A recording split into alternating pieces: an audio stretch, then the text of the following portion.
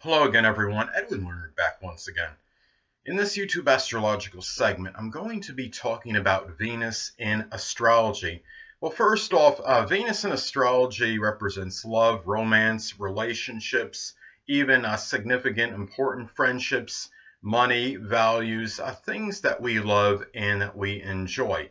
Now, somebody that has Venus in Leo, for example, may put a lot of value into things that are somewhat expensive and extravagant, but also courage, fortitude, and generosity and being magnanimous. Now, this person with Venus in Leo, for example, they may love very extravagantly and generously and very loud and proud in matters of the heart. So, however, Venus in Leo may also have rather extravagant spending habits. Now, Venus by the sign can represent how in terms of the money and relationships, but then when you look at the house that it's in, well, that could be where that money is going and what sector of life is it being injected into more, and also where a relationship may figure prominently in one's life scheme. Now, I mean, let's say somebody that has Venus in the sixth house, for example, they may spend money on work-related items and things that are health-related as well. Now, by sign, of course, that could impact this a little bit. Venus and Leo, as I stated before, could be rather extravagant in this. But if, let's say, Venus was in Virgo, well, there would be more frugality often with those sixth house things that are purchased. So, anyway. And also, the love that the person finds may be found at their place of employment where they work at, or also can be maybe something in a health related, such as at a health and fitness center. So, anyway, well, generally speaking, as far as Venus goes, if it has predominantly good aspects, well, this could often be somebody that has very positive, auspicious relationships, and they could often go rather smoothly without many delays, obstructions, or resistance, and less of the trials and tribulations. Now, if somebody had, and also monetary matters might go a little bit better too if you have predominantly good aspects to Venus and your Venus is well placed. Now, let's say if the opposite is true. Now, let's say if somebody has predominantly adverse aspects to their natal Venus and if it's strongly afflicted, well, there is more likely to have more difficulties in relationships. Relationships might might face more adversity.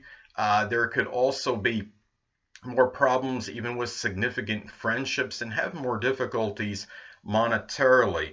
This person might also succumb to lethargy a little bit more and really maybe be more self-indulgent.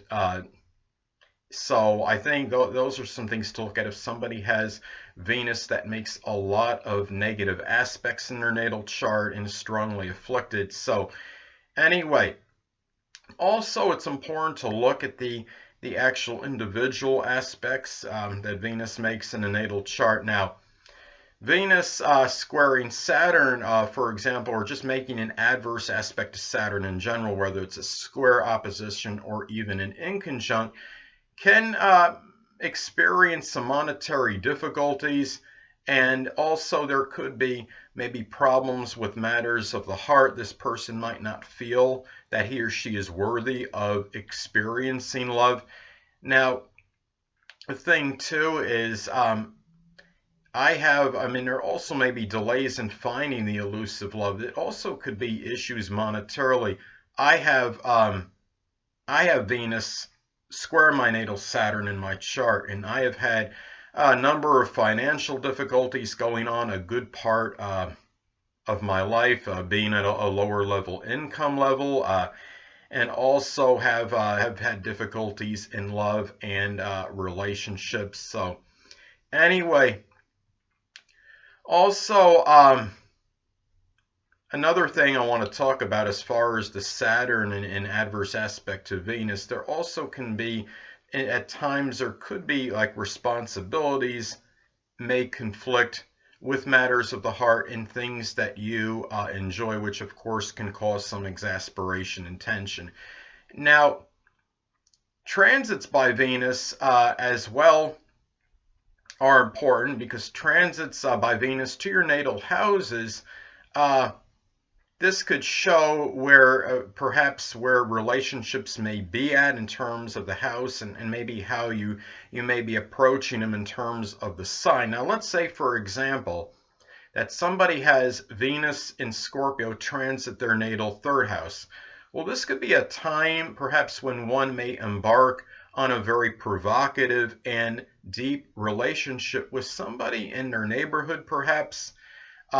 It could be somebody that's introduced by a sibling, if applicable, somebody they may meet in a short journey, or just somebody simply in their daily communications. And it could also be the expression of enjoyment in Scorpio-like subjects, such as astrology, the occult, supernatural, magic, alchemy, investigation, mysteries, psychology, just to name some, and having that, expressing that enjoyment with neighbors and with siblings, if applicable, and having the enjoyment perhaps of even talking about those issues, so those subjects or what have you. So anyway, and also money might be made by doing something perhaps connected in that in your neighborhood, Scorpio-like, such as recycling or transforming cars, such as perhaps rebuilding them.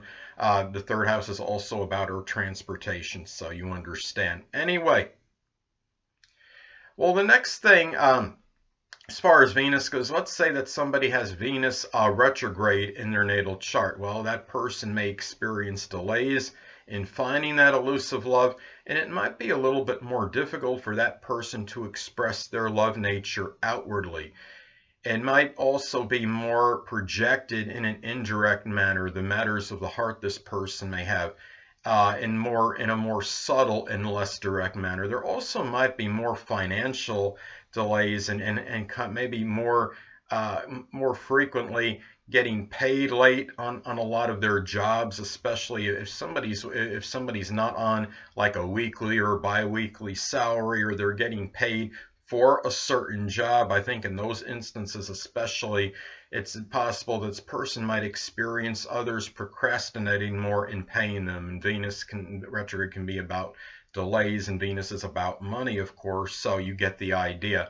Now, another thing as far as Venus goes I want to talk about, let's take an unaspected Venus. Now, if you have an unaspected planet in natal chart, may not be properly functioning in the normal or regular manner that it generally does. So as far as Venus unaspected, well, this could be somebody that may put more value on things that others might see as more frivolous, more superficial, and put less value on the things, whether it's possessions or what have you, on those things that are less value on more significant things. So it kind of can go in reverse. Less value on the more significant things, and more value on the ones that might not be as significant. So anyway, it also can indicate that the person might show and express love to things more that might be more superficial, and that might not have a significance or substance, and maybe put less love into the things, or show less love to the things that actually have more substance. And this could even be people, of course, as well.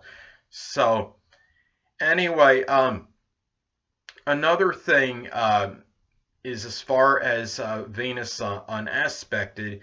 Well, actually, I want to talk about Venus intercepted. Venus intercepted can show vacillation and distortion in the energy of Venus. It could be where the feelings in love nature might be bottled up for a good period of time, might be suppressed for a while, then all of a sudden it just can really come out very strongly and be expressed in a very strong and powerful way. And also interest in generating income as well, an expression of one's values, I believe, as well, and the sense of enjoyment. So anyway, well, transits to your natal Venus are important as well because they may impact how you feel and possibly the general nature, perhaps of your monetary situation or relationships or what have you, whatever would be connected with Venus. So let's say, for example, transit Neptune makes an adverse aspect to your natal Venus. Let's say it makes a square, inconjunct, or even opposition to your natal Venus.